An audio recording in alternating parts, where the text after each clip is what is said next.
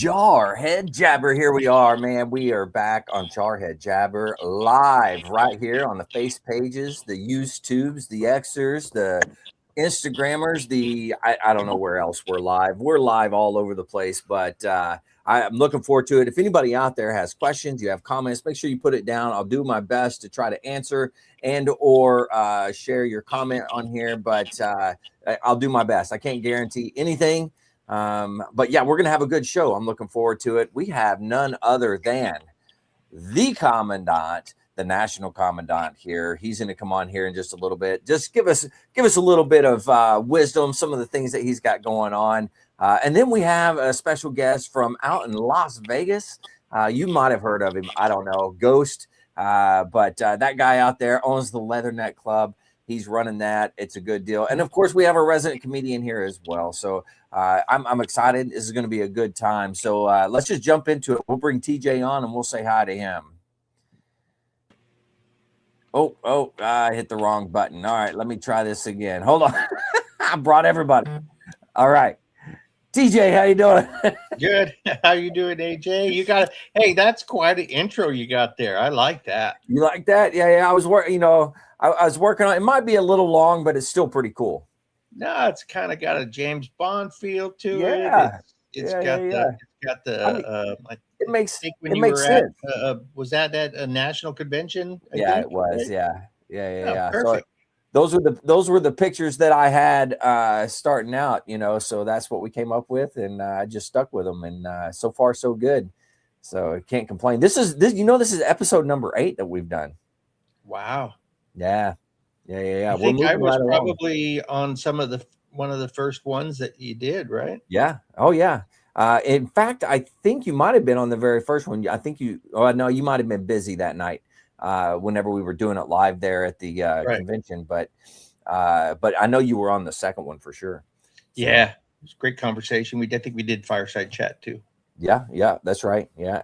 Well, shoot, let's talk a little bit about what you had going on, because you were a busy man. You were everywhere all the time. Man, I'll tell you, it's really, really November, December, and then I get a little bit of a break, and then we go right into midwinter. But I mean, I went from DC to the Veterans Day at Arlington, right? Mm-hmm. And then came back home and then circled around and went to Hawaii for a week with our young Marines.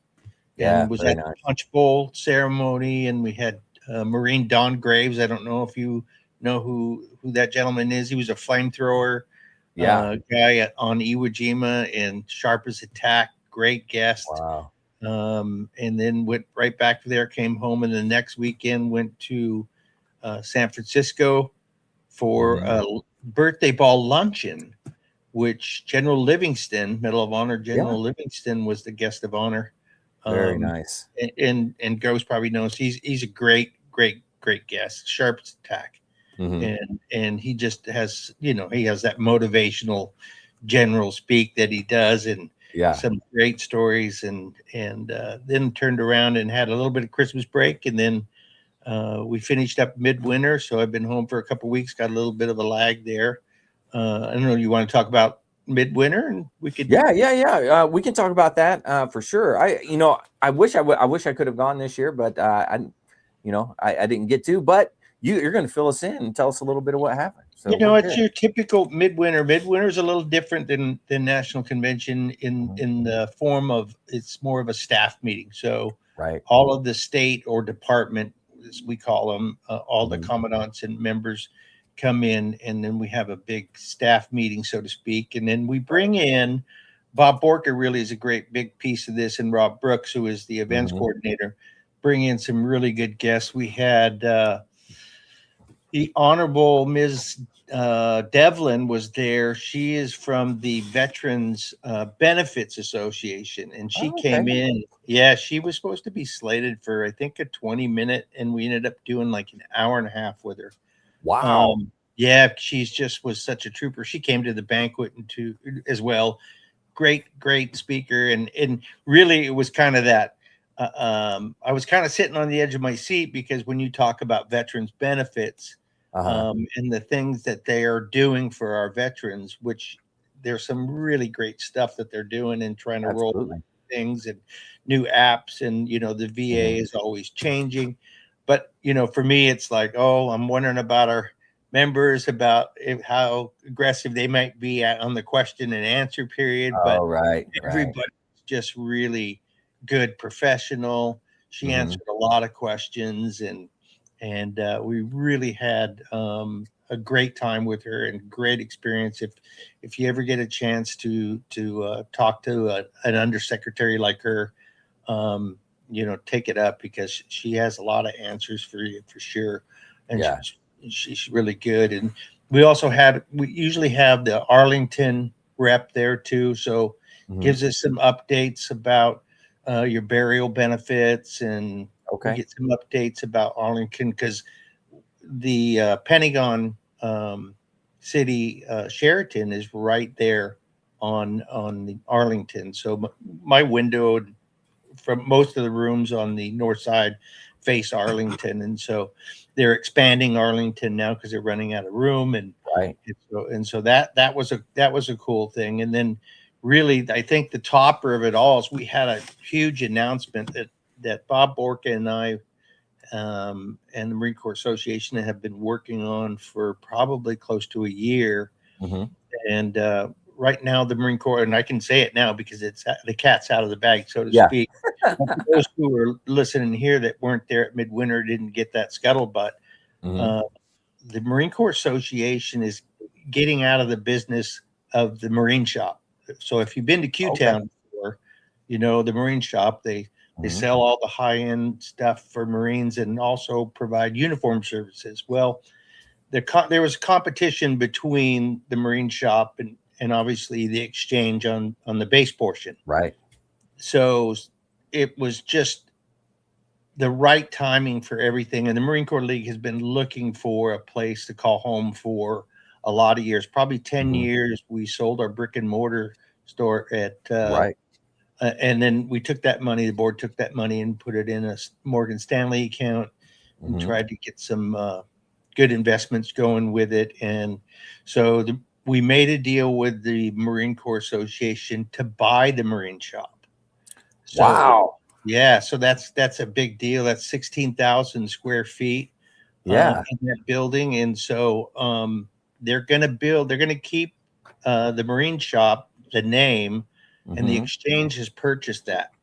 So they're going to build on to the exchange on Quantico and have the Marine shop there where they'll do some of the tailored stuff. But in the meantime, while they're building that building and we're all trying to get through the paperwork, we'll buy that and cement that building into the league and then become landlords to the government for a 1 year period while they build that shop over by the exchange. And then that gives us time to get our lease at our current building satisfied.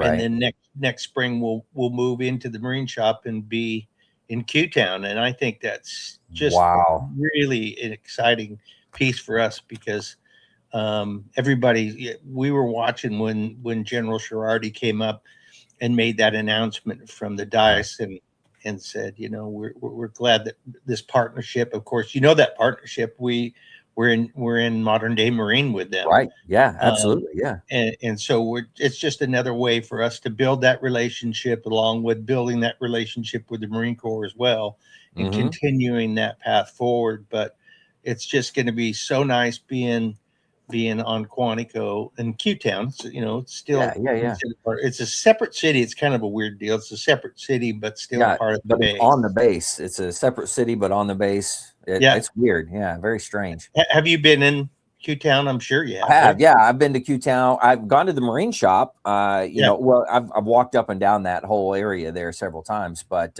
and there's a couple nice little like cafe restaurant type of stuff there as well. So it's a nice little area.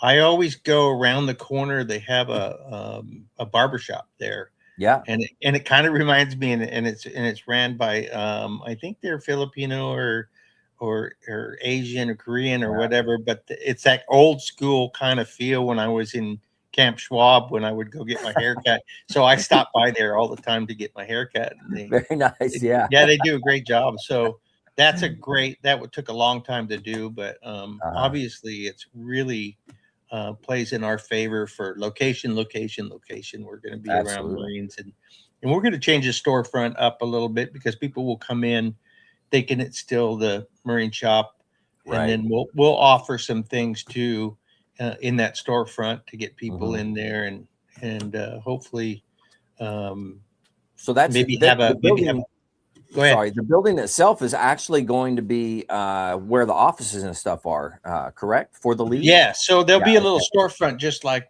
I think that's our idea. This is still in that infancy. We're still making the sausage, so to speak, and how that's all going to look, the storefront where people can come in.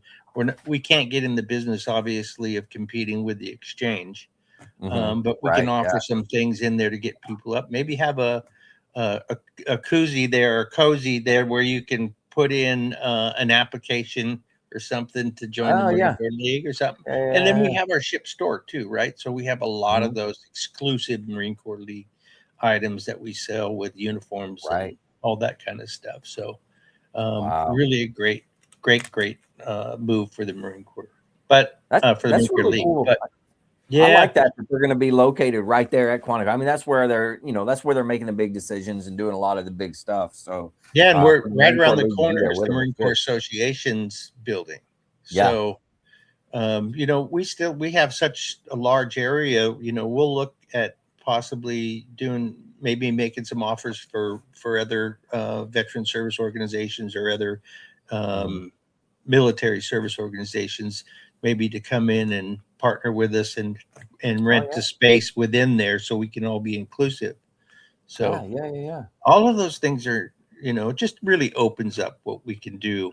Absolutely. For the league. That's awesome. Yeah, that's great. And, for midwinter, it's just kind of basically the same stuff where, we talk about new things, and we got the conventions coming up in August in Indianapolis, and then we talked about the new places. We're going to go to Buffalo, New York, coming up in 2027.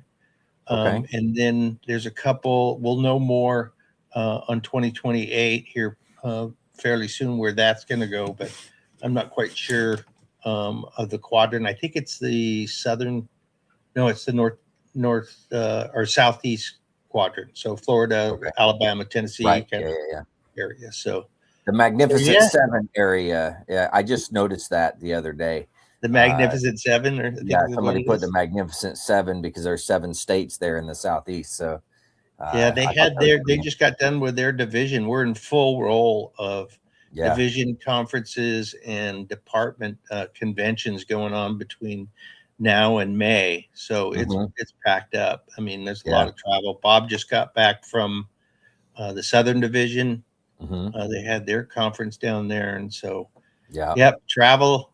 And I've got to make up some travel I missed last year. Obviously, I had cancer last year and had to cancel a lot of that stuff. So I got to make up for a couple promises I made, and I'll be traveling to South Carolina, back down to California, 2 more trips to DC in the next couple months. So hey, I'm telling you, that position that you have is a traveling position. You are everywhere all the time, and it's amazing. I more power to you and anybody else that gets in that position, because holy cow, I don't think I could do it. That's a lot.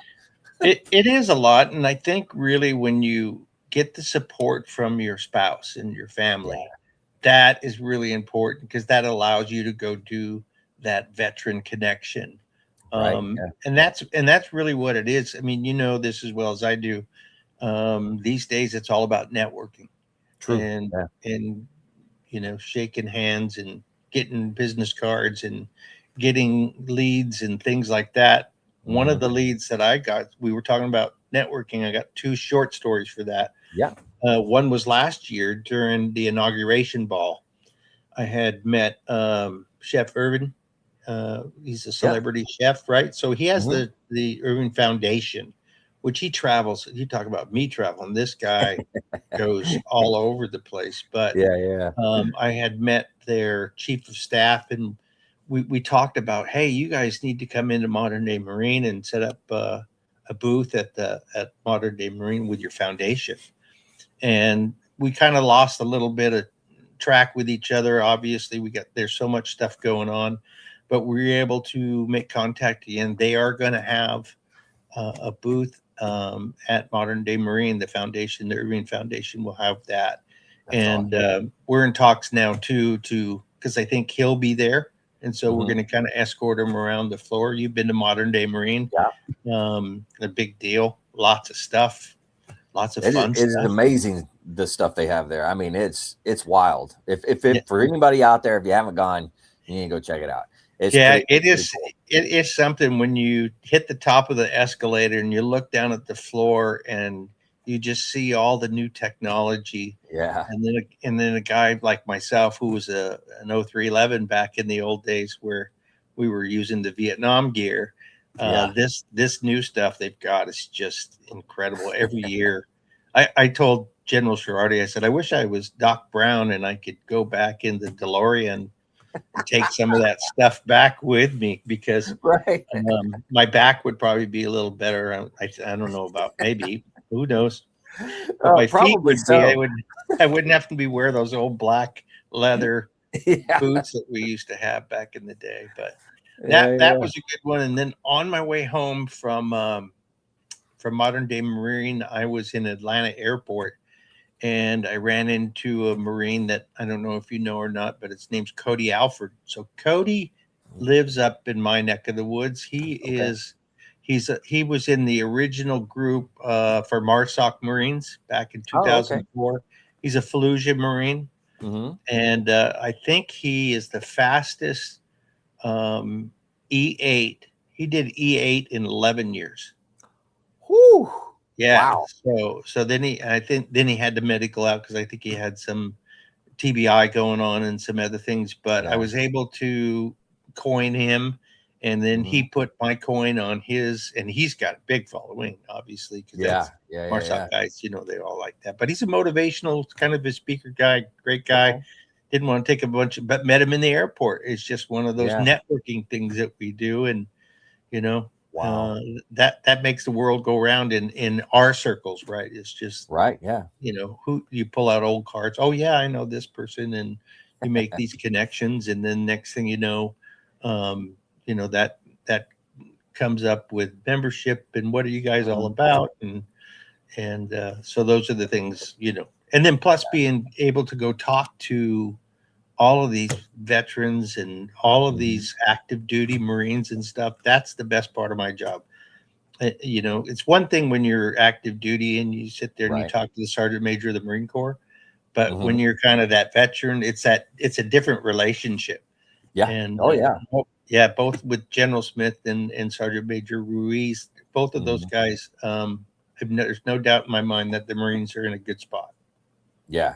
I think they've been doing a pretty good job. I don't have any complaints on my end, for sure.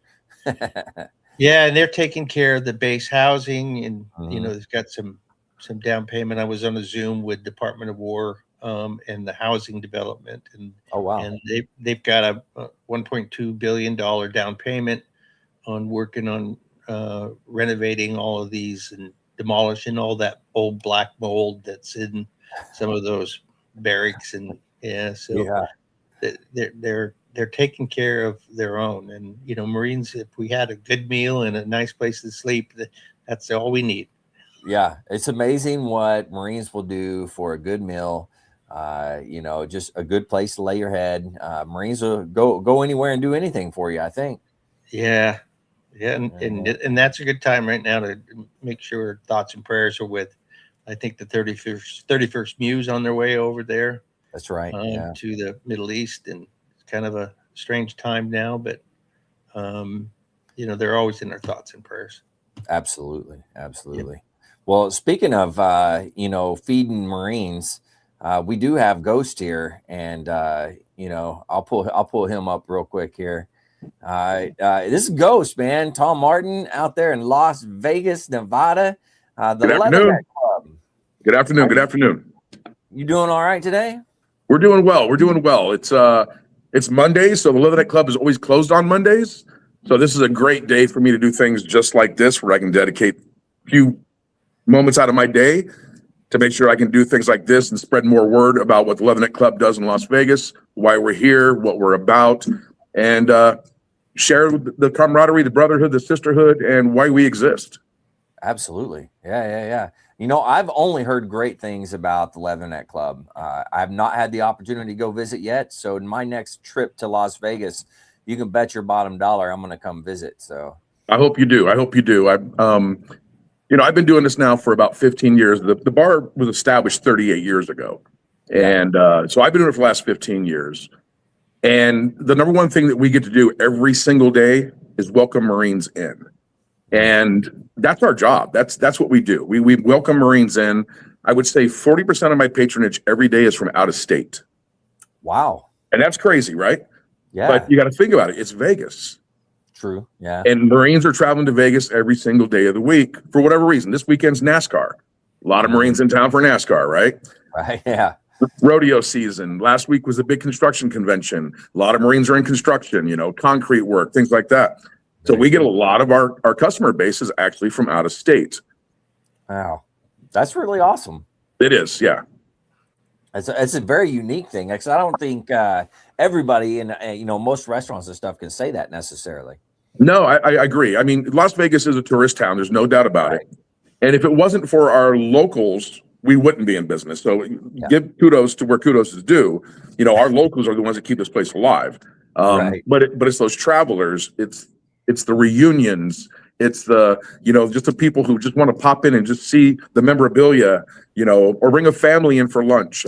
That's kind of what takes it over the top for us. That makes it feel a little more special. That every day you can walk in here and there's a new face. There's somebody who's never been here before. And we have one objective, and it's to make it the best day we can possibly make it for them being at this bar. Right. Yeah. Now, tell me a little bit about how did you get involved personally and start with this? I was actually a patron. But kind of fell in love with the place, like a lot of Marines do that walk in here, and it was struggling a little bit. It was being run old school ways. If you understand what I'm saying when I say old school ways, sometimes we can't get out of our own way for progress to happen. And at that time, the Marine Corps League was running the Leatherneck Club. And as we were talking about a little bit ago, leadership changes every 2 years or so. And so the hands would change of who was running the establishment. And it kind of got sloppy for a little bit of time. I had just retired from business. I was in the medical industry for a while. Okay. And I said, let me come in and assist. Let me come in and kind of see what I can do. Business is business. Bar business is totally different, but business is business. And I said, let me come in and just let me look at the books. Let me see what's going on. Yeah. And realized there were some changes that need to be made. It's cool to have a good old boy network, but it's not cool to have a good old boy network when you're losing your business. You can't give your business away. So there were some changes that had to be made, and they allowed me to come in and take over the bar and grill portion of it with a partner at the time. And we slowly started making moderate improvements to what we were doing here. Not that things in the past were bad. It's just they need to be improved upon. So that's what we've been working on. And over the 15 years, we've had the opportunity to take what was a vision, which was to say, hey, how can I make this feel less like a meeting hall and more like a bar and grill? Right. By doing that over these years, we were able to open the opportunity to younger veterans who would rather go to a bar and grill than a meeting hall, even though it's one and the same. This is where the meetings happen. This is where all this stuff happens. It's one and the same, but they felt more comfortable as the transition was going on. We're starting to feel more like a bar and grill. We changed things. We put a bunker out back that was very much like a position up in either OIF or OEF. We couldn't fit HESCOs back there, but we built pallet chairs and we cami netted. We put some sandbags around it, and it's like a little comfortable zone for some of our younger veterans just to go sit out there and smoke a cigar and drink a beer. Right. Yeah. We took our pool table, which had the same felt on it for 15 years, which was woodland that went back to before Desert Storm. Right. And we put digital cami on it. Yeah. I want to make sure those young Marines know, hey, we're representing you too here. Right. And we've kind of been able to help that evolve. And now you'll find that our normal patronage in here is in its mid 30s up to its 60s, awesome. which is great for American Legion, a Marine Corps League, an AMVETS, a VFW, for any of those. That's a great population. Yeah, that's the population that we want to target too. Absolutely. And because of what we've been able to do here at the bar, we have a American Legion that meets here. We have a Marine Corps League that meets here, of course, because they are the people here. We have a VFW, and we have about 14 other veteran organizations that call the Leatherneck Club home. Oh, wow. So their membership has gotten younger as well. Just through sheer de facto of the customer base that comes here is younger. They go join something, they're getting the younger groups, which, as we all know, being Marine Corps League members, that's the longevity of what we're doing out there. And if we don't get that younger group in, eventually we all fade away, or at least our organizations do. Right. Yeah, we're very proud of the fact that we're able to generate that drive for younger individuals to want to come into an establishment like this. And again, we do it in different ways. We do it with food. We actually won Best Burger in Las Vegas. I think we won top 25 sandwiches in the country through Yelp. We're trying to put out good quality food, fresh as can be. No microwaves in our kitchen, nothing like that. And just say, hey, let us feed you right at a good, reasonable value. Let us treat you right. And I would just ask that you share the word about us, or you come back and celebrate with us as we celebrate every day, all of our veterans. And that's what we try to do.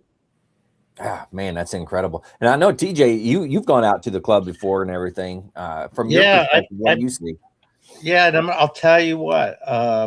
Ghost puts on a great pre-function, a great function, and really Las Vegas has probably in the top 5 as far as people attending balls that the local Greater Northern Detachment, I think they put the ball on. But you go there the day before, I think, right, Ghost? You guys have a big celebration where we come in there, and it's just it's just so much fun. I can't tell you how much fun I had the evening before. We spend a year from the time that the birthday ends last year to the time the birthday is going to come this next year. It's our busiest week of the year, of course. This year, for the actual birthday on the 10th, we had over 2,000 Marines in our parking lot. Wow. For the night before the ball, we had about 1,000 Marines here. We had 1,200 Marines at the actual ball at the Orleans Casino. And then we had the after party back at the Leatherneck Club after that. That went on until 3 o'clock in the morning. It's crazy. I'm about to be 59 years old, and I had decided I'm going to sleep at about the age of 65. So I got a couple more years left for me to do this. But there's no rest for the wicked, right? I mean, we get out there, we do what we got to do to take care of our brothers and sisters. But yeah, it's a blessing. The funniest thing for me is my phone will start ringing in June. Hey, me and a bunch of boys want to come to Vegas and have a reunion in Las Vegas. Can you accommodate? Absolutely. That's the business we're in. I do about 70 reunions a year. Wow. What day? November 10th. I'm like, kiss my ass. No, absolutely not. I'm like, you're more than welcome, but no, I'm not reserving you a table, and I'm not, no, come on down. So by the time the birthday actually comes, we probably have 30 reunions here at the birthday. Some of them are only 3 guys. Some of them are 50 guys. Yeah. But they decide they want to come to Vegas to celebrate their birthday, and I could not be happier about it. If we can be nothing more than that, then I'm fine with that. Yeah. That's incredible, though. I mean, you said 2,000 in the parking lot. It's a big deal. It's belly buttons to butts. I'm telling you, but it's good. The good part about too is not only the camaraderie, but the people that he brings the podium out. He's got this great wooden podium that has guest speakers that come up and talk, and they're all great warriors of the Marine Corps. And then the food is like phenomenal. I think the one meal I had there that I was like, oh, I think I had tacos, but they are to die for. But it is, if you haven't gone, you got to go for the full meal deal. Get there Thursday, come in there on that pre-function on Friday, go to the ball, and then come back over, and I had such a great time. And I agree with you, and I just turned 65 last week, and it's like sleep. When you go to Vegas, you just don't sleep. You maybe get a few hours of sleep here and there, but it's just so much fun. Yeah, we'd like to call the Marine Corps birthday that we're herding a bunch of drunk cats. But I will tell you, as we were herding those 2,000 drunk cats, not a single episode of negativity in the whole night. It was a love fest. It was a love fest of Marines loving on Marines, and we had some airmen out there, and we had some Navy out there, and we had a little Army out there, and they're just all unbelievably impressed that this is this important to a bunch of jarheads. It is that important to a bunch of jarheads, especially our 250th. Oh yeah, absolutely. And I think you have vendors out there too, don't you? That come in and set up stuff. The Marine Corps League, of course, has a vending station out there. We have this year, because it was the 250th, we knew we were going to be so busy. We brought in 3 food trucks. We brought in all kinds of stuff. We had the gentleman that does crayons ready to eat, the CREs. He had a booth out there. So yeah, just all kinds of stuff. Just making sure that, and everybody who bought something, they got a swag bag. And in that swag bag were stickers and iron-ons and, sew-on patches and anything we can get our hands on from the local recruiters. We made sure to put in those swag bags, so you weren't just walking away with here's your $20 t-shirt. Now, inside that bag, look, there's a bunch more stuff in there. Memorabilia at the 250th. We want to send you away with something. We don't charge a dime to come in for the event. It's free. Oh, wow. You pay if you want to eat and drink. That's it. But it's a free event for everybody to come to. And we're blessed. Like I said, we spent a whole year working up to get to that for that whole week. But as fun as that is, what sometimes is more important is that one Marine that walks in here by himself on a Tuesday afternoon because he happens to be in town for business or whatever, and he just sits at the bar by himself. And you can just tell he's new. You can tell he's not been here before, just by the way his eyes are like darting around the room, and and he's not quite sure. Can you leave the bar and go walk around and look? Yes, please go do. And then you get to have conversations with them. You get to have some one-on-ones with them. You get to learn, when did they serve? Who did they serve with? What are you doing in town? Where do you live? Is your family with? Those are the best days. I love those days where I get to touch a table. I get to touch another Marine and say, hey, how you doing today? How can I help you? What can we do for you today? Yeah, absolutely. I met a guy I went to boot camp with there. There you go. It's a small Marine Corps. Yeah.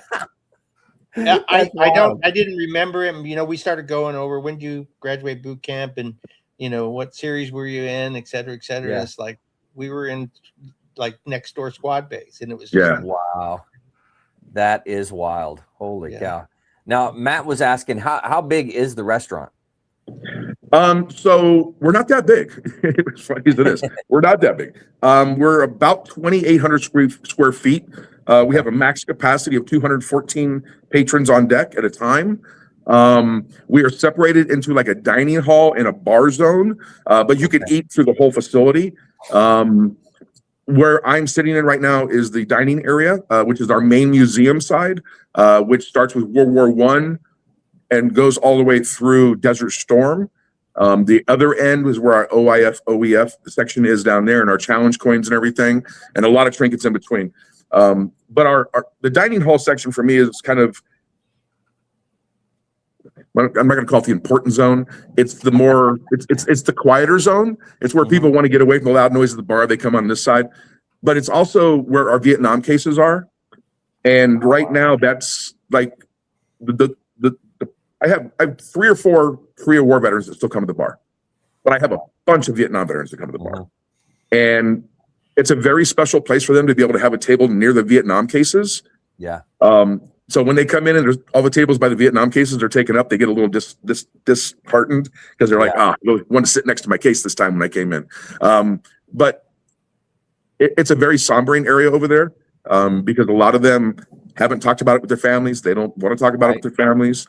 But I've seen them bring their families in here, and then they'll point at things and say, yeah, that's the same weapon I carried, there's an M14 on the wall over there. There's an old law rocket on the wall over there. There's a K-bar like I had back in the day. There's the Colt 45 like I used to carry, and they get to open up their families a little bit when they're sitting at the tables near there having lunch and stuff. So I think it's super cool. And that's why I love the dining side, because it is a little quieter. The artifacts are much greater, because all of us that served after Vietnam know that when we went somewhere, I was in Desert Storm, you got a shakedown when you were coming back into country. You weren't bringing anything. That's true. Back in World War II, they were shipping Jeeps home in the mail, one tire at a time. So we got M1 Garands, we got katana swords, we got all that kind of stuff, because it was easier to get trinkets home back then.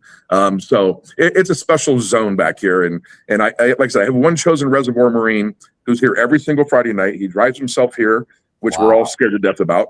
But the Korea War case is his, and if you've never met him before and you come here and he's here, you are going to learn a very large lesson about the Korea War and about everything in that case.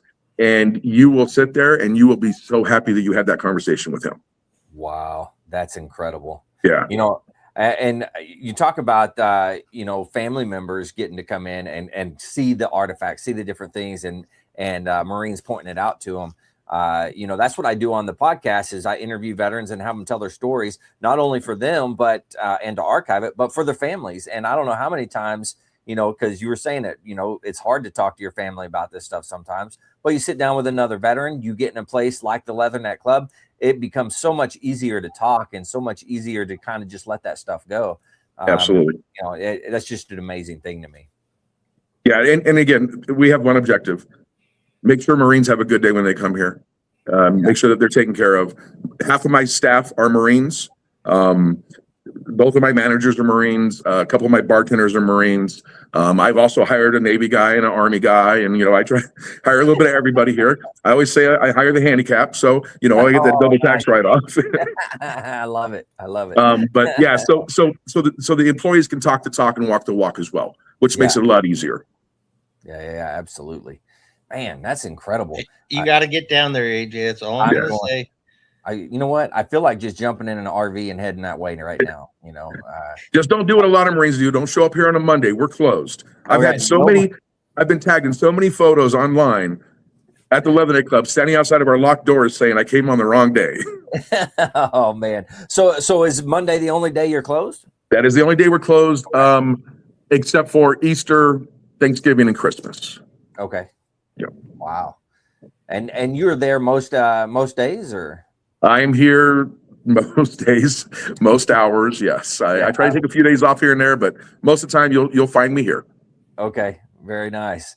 Well, shoot, man, that's incredible. What is there anything that you want to let everybody know or talk about that maybe we missed?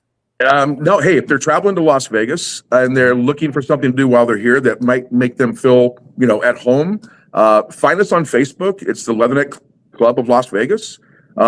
Watch our posts. You'll know what's coming up the week you're coming to Vegas, because we try to advertise out everything we got going on around here, and schedule some time, come in and say hello and say Semper Fi, and let's have some esprit de corps and enjoy ourselves with each other.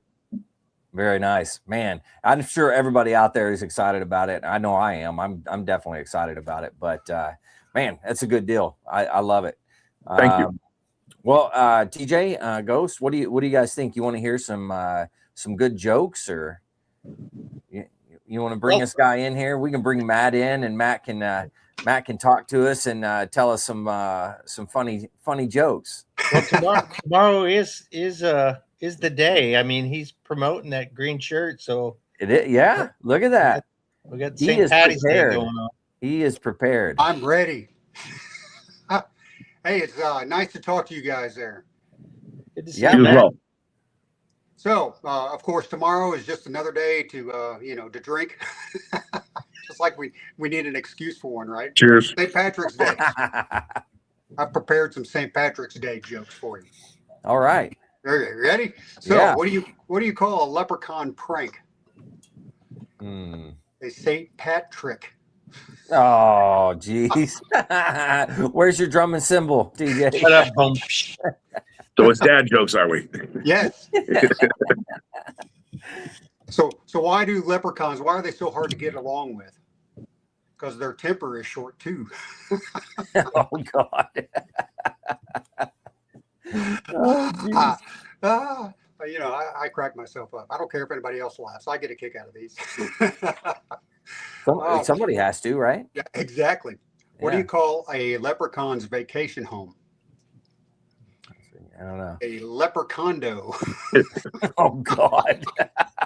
That's on an island somewhere, isn't it? The Leprechondo.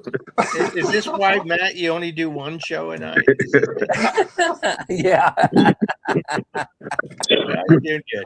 You're doing good. Those man. leprechauns, they're not good conversationalists. They always stick to small talk. Oh, geez. We're just going to set you up with all this, and you knock right. them out of the park, Matt. My backyard is a leprechaun's dream because I've got an Irish patio. Oh, God. I love that one. What do you call a leprechaun with body armor on? Ooh. Rick O'Shea. Oh, geez. Oh, God. You know what an Irish spider is called? No. A patty long legs. That's a good one. Some St. Patrick's Day advice: do not iron a 4-leaf clover because you don't want to press your luck. Oh, jeez. And I like Very pop nice. rock, and I like hard rock. You know what leprechauns like? Shamrock. God. And finally, what happens to a leprechaun when he falls in the river? It gets wet.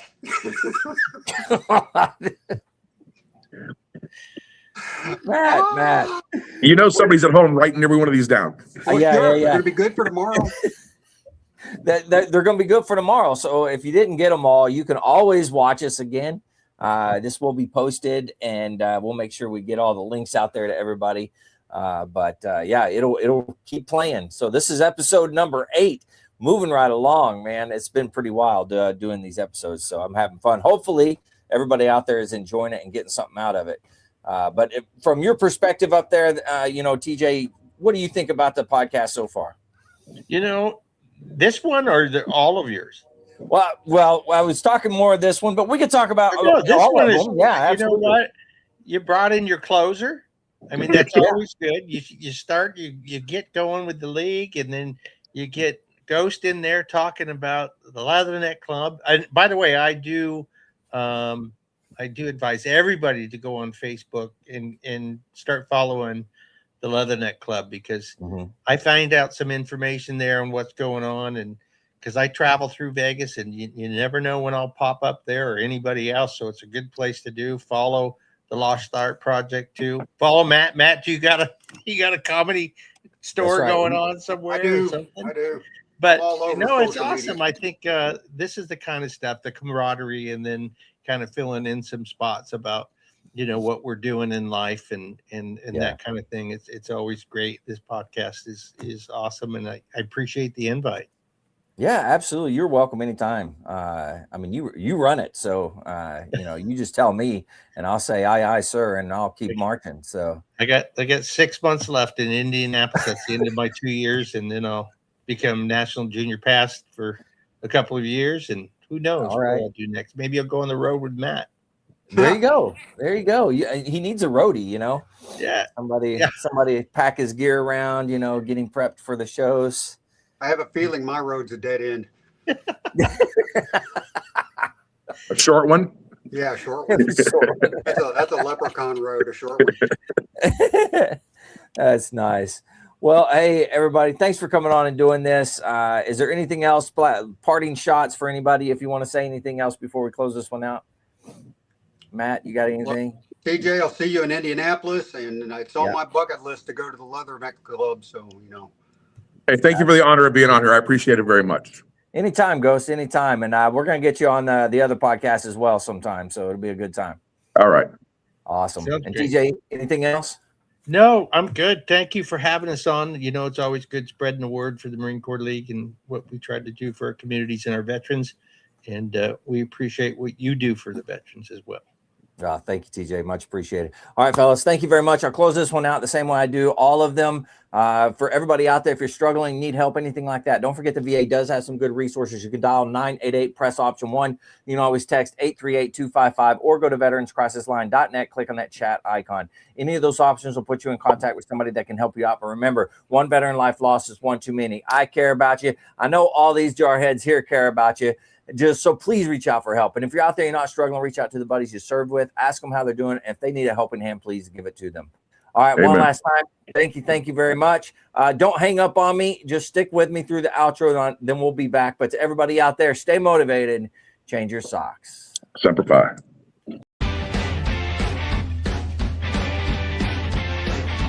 No more 22. Honor the journey and finish the fight.